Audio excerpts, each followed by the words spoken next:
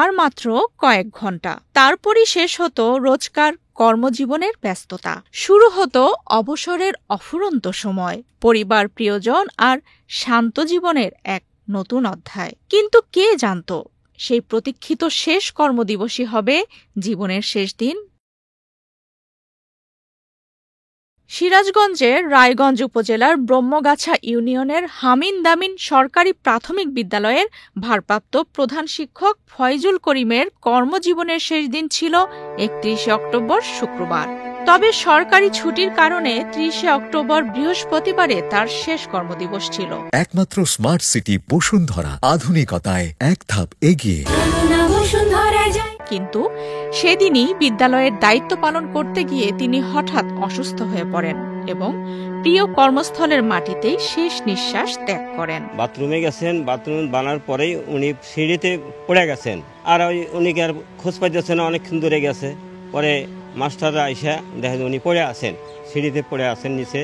পরে ওখান ধরে বলে এই স্কুলের বারান্দায় শুয়ে রাখছে। আমরা দেখলাম উনি আর নাই। আমাদের স্যার কালকে শেষ বিদায় ছিল। আমাদের স্যার শেষ বিদায় টয়লেট থেকে বাড়ার সময় পা পিছলে পড়ে যেয়ে মারা যায়। শিক্ষার্থীরা জানায় তাদের প্রিয় শিক্ষক তাদের সঙ্গে শেষবারের মতো একটি স্মৃতিচিহ্ন হিসেবে ছবি তুলতে চেয়েছিলেন, কিন্তু তার আগেই নিভে গেল তার জীবনের আলো। আমাদের স্যার অনেক ভালো ছিল। সে ভালোই ছিল না, সে অনেক ভালো ছিল। সে আমাদের সাথে কখনো খারাপ ব্যবহার করতো না। সে আমাদের সাথে সবসময় ভালো ব্যবহার করতো, সবসময় আমাদের আদর্শ পথে চলার শিক্ষা দিত। সে মারা যাওয়ার আগে আমাদের সাথে অনেক হাসাহাসি করতো। সে মারা যাওয়ার একটু আগে সবাইকে বললো যে তোমরা উপরে এসো, কারণ তোমাদের সাথে একটা ছবি নেব, কারণ সেটা আমি স্মৃতি হিসেবে রেখে দেবো। আমাদের আজকে লাস্ট দিন।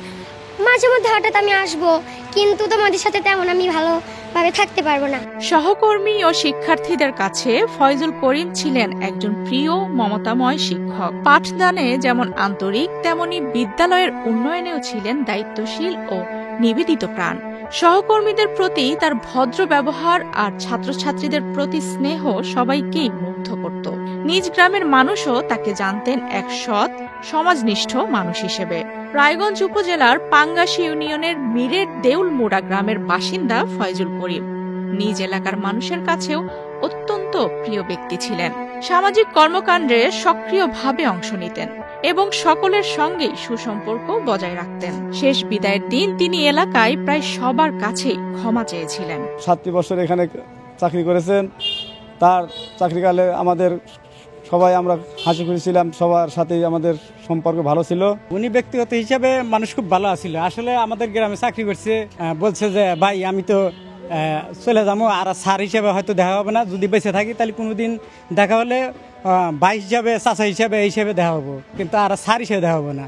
তা আমি বিদায় নিব। আমি যদি আপনাদের কারো কাছে মানে কোনো ভুল টুইটি করে থাকি, এটা আমাদেরকে মাফ করে দিন। যার সাথে দেখা হয়েছে তার সাথে এরকম বলছি। এমনকি মেয়েদের সাথেও যে দেখা হয়েছে, ভাই বুড়ি, চাচি কি আপা, আমাদেরকে মাফ করে দেন, আমি বিদায় নিয়ে চলে যেতেছি। পরিবারের পক্ষ থেকে জানা যায় 2 বছর আগে তার হৃদরোগের সমস্যা ধরা পড়ে। চিকিৎসা করাতে বললে তিনি জানান অবসর গ্রহণের পর চিকিৎসা করাবেন, কিন্তু সেই ইচ্ছা অপূর্ণই রয়ে গেল। বিদায়ের দিন সকালে তিনি হাসি মুখেই কর্মস্থলে গিয়েছিলেন, কিন্তু ঘরে ফিরলেন লাশ হয়ে। আমার বাবা হামিন দামিন স্কুলের প্রধান শিক্ষক হিসেবে কর্মরত ছিলেন। উনি 2 বছর আগে ওনার হাড়ের সমস্যা ধরা পড়ে। তখন ডাক্তারের কাছে গেলে ডাক্তার বলে এনজিওগ্রাম করে সম্ভবত ব্লক আছে। তখন আমি বাবাকে বলার পরে উনি বললো এখান থেকে অনেক টাকার দরকার হবে, তাহলে আমরা কিছুদিন পরে আমার রিটায়ার হবে, তাহলে রিটায়ারে একটা ভালো অ্যামাউন্ট টাকা থাকবে, তখন আমরা এটা নিয়ে চিকিৎসা করতে যাবো। ওনার কালকে লাস্ট কর্মদিবস ছিল। ওনার যখন আমি 3টার দিকে ওনার সাথে কথা বলছি, বললাম যে তাড়াতাড়ি আসেন, আকাশের অবস্থা ভালো না। উনি বললেন যে আজকেই শেষ, তাহলে একটু ছাত্রছাত্রীদের বেশি টাইম একটু কাটায় আসি।